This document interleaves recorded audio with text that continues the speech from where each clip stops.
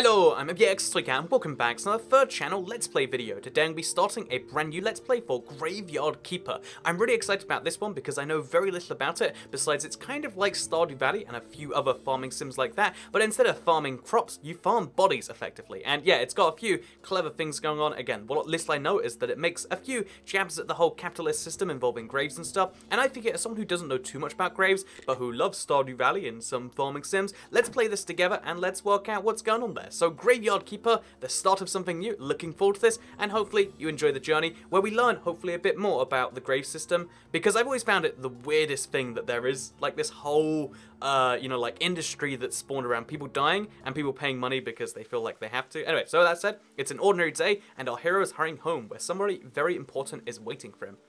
That's me apparently. And even in an everyday routine, there's a place for loving and feeling loved. I reckon so. Especially when you know that someone misses you. So you give them a good old text on your phone. Oh no, you get your phone call. I don't know how iPhones work, and then you get hit by a car. And, well, that was that good game, guys. Oh, I guess that's the impetus, because I'm a dead graveyard keeper. Or maybe I just get to see what it's like to be the dead person. I get to be processed before anything else. I'm not even sure. Let's go for it. Oh, my new home is a graveyard. I'm a graveyard keeper. See, I figured graveyards... Wait, what? Dig up Jerry? What the heck? Okay, so let's go find Jerry. I'm excited. So this is GraveYard Keeper. Like I said, you can clearly see why people said it was like Stardew Valley. I've seen no gameplay of it. I've seen nothing like that. I just saw like, oh yeah, the references was like, you can sell the blood from your bodies to make some extra money. And to me, that sounds kind of fun. And there's a cooking system. And there's also a secret trapdoor here, which is closed for now, because the game wants me to do what it wants it to. So there's also a chest here, which I can presumably store my valuables in. I was hoping it'd be like Pokemon and there'd be a potion in the first PC, but no, let's head out and let's go see what's going on. So whoa, this game is big and colorful. Like, after being inside, it's really weird to get out into the open world, right? But yeah, so I'm assuming there's a whole crafting system going on here, and let's just dig up Jerry, then we'll deal with how the game as a whole works. And there's energy system too. Holy sod, I'm a skull. Are you Jerry? Oh, no. A man with red eye told me I need to dig up Jerry. Oh, this man is Jerry. He just didn't think he was Jerry. Where the sod are we? I wonder what sod is meant to be. I guess it's meant to be... Whatever. I must be dreaming. None of this can be real. You're the new graveyard keeper. What else do I remember? Let's go check it out. Sure, you know what? I'm on board. This game has already confused me beyond belief. Like, I'm dead, I'm alive, and now Skull's gonna tell me how to play the game. Guess it's better than most tutorial levels, to be brutally honest with the whole thing. Like, I do want to listen to this Skull. No, I want to come with you. I want to come with you. Oh, wait, as in, he's gonna stay there. Alright, he made it sound like he was gonna talk to the donkey. No, I'm gonna be doing all the donkey talking. Oh, and what'd you know? The donkey is a character. A speaking donkey. Okay, so... Oh, because I'm dead, I can understand donkeys. See, I told you there's a jab at capitalism already. Which is me. 5 carrots a day. Come around.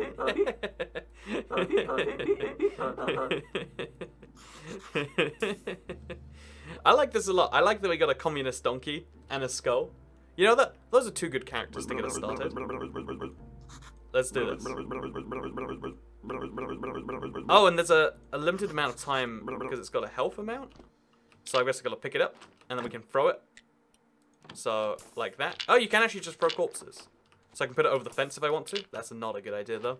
And I can also put it in the actual morgue. Oh, we have like our own little dungeon place.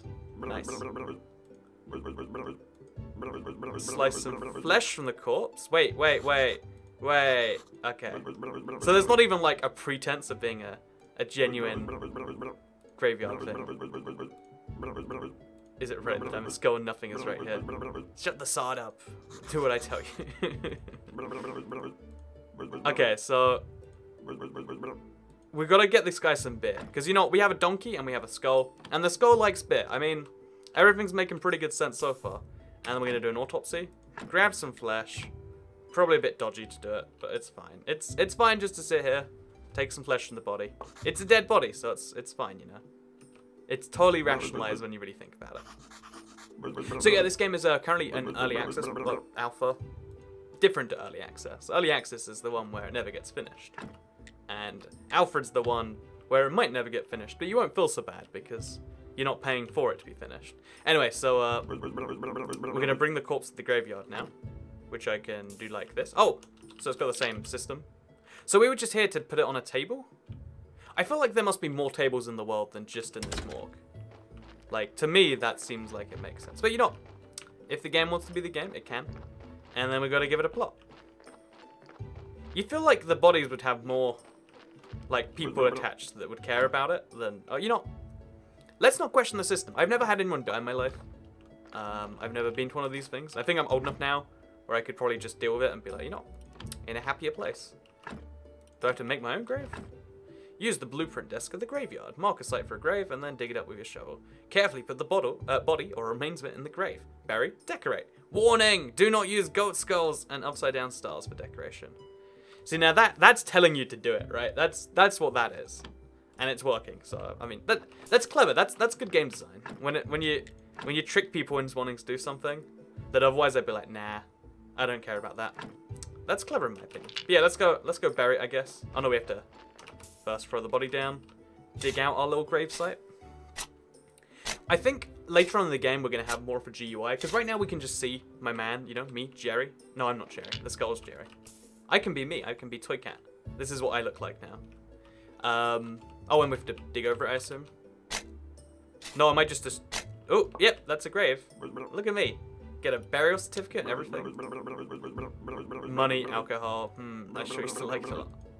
Oh, I actually have... okay, so there is a system in place here. So there's some Christian men who bring people back to life. So they can make money to pay for the donkey and to give the skull some alcohol.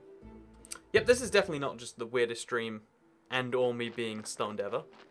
Let's go for it. Mr. Bishop, how's it going? You doing good, Mr. Episcop?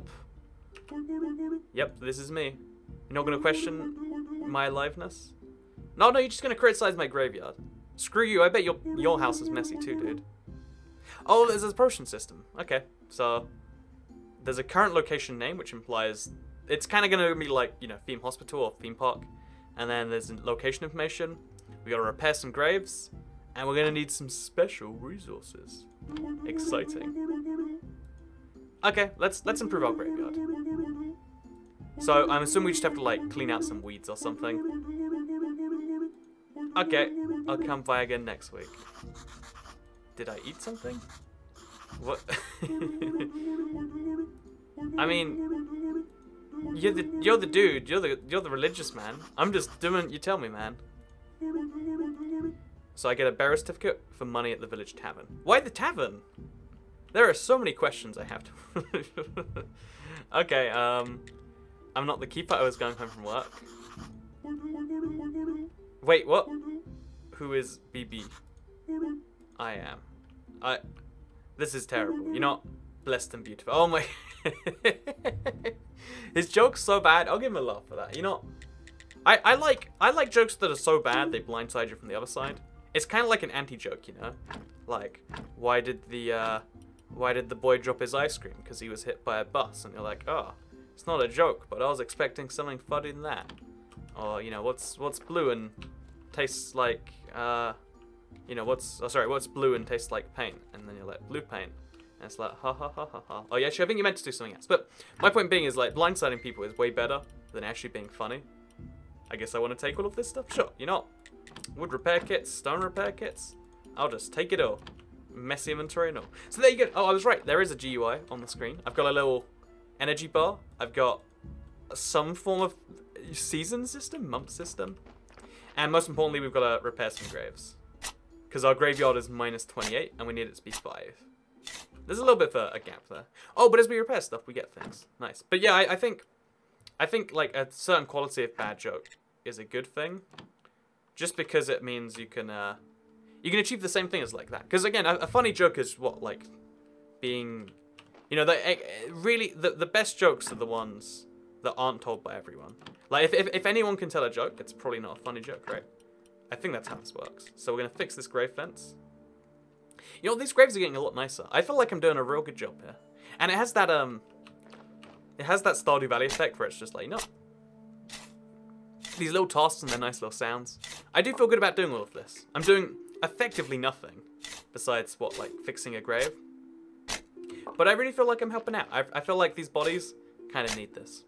So yeah, like I said earlier, I don't have a huge understanding of the whole system, I guess, for when people die.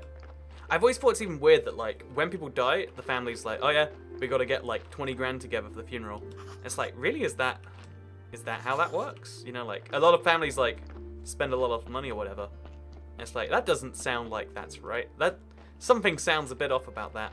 But no, it's a real thing, and I've always thought, you know, if you didn't care about what you did, you just wanted money, I think the burial service, or whatever we're doing right now, this is probably the way to go, right? Because in any other industry, if you say, oh yeah, this is this price, and people go, that's too expensive, you have to be like, oh yeah, well that's fair enough, I'll wait for the next customer.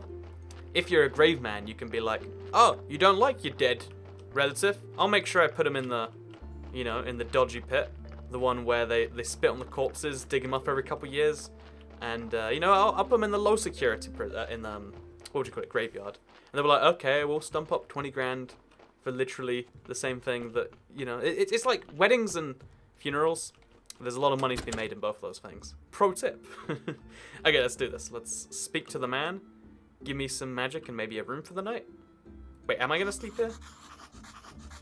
I'm really not sure. Also, I feel like if you were, okay. If you did wake up in someone else's body, you could probably do some more interesting things than...